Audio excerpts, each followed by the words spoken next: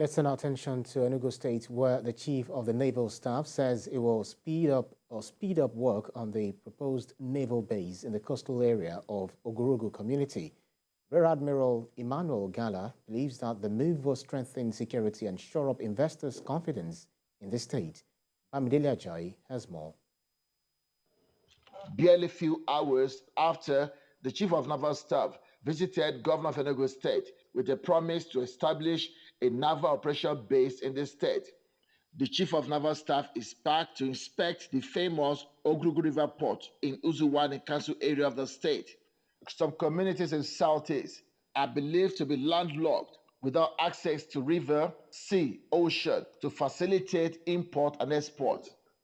But the famous Ogurugu River Port in Enugu denies the claim, as it was once used as a gateway that the British used to transport goods and services for local and international trade.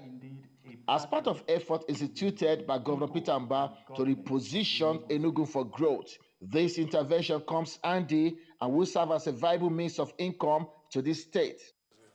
The Chief of Naval Staff underscores the benefit of the naval base, which will attract to the Southeast and North Central, as well as reassures investors' confidence in the state.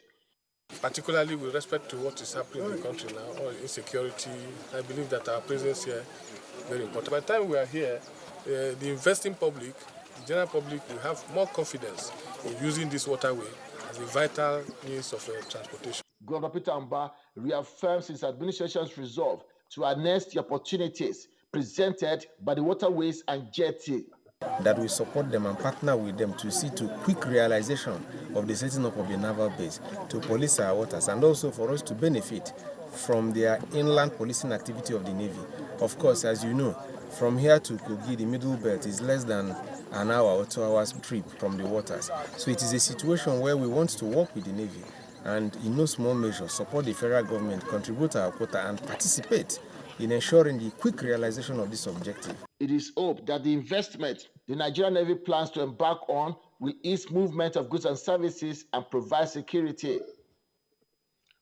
Bamidele Ajayi, TVC News, Enugu. Meanwhile, a faction of the branch of Academic Staff Union of Universities at the Federal University of Technology, Owerri, has suspended its elected executive members over what it called constitutional breaches. Addressing journalists over the developments, the factional acting chairman, Frank Orijako, condemned the working relationship between the leadership of ASU, Owerri Zone, and the suspended photo executive.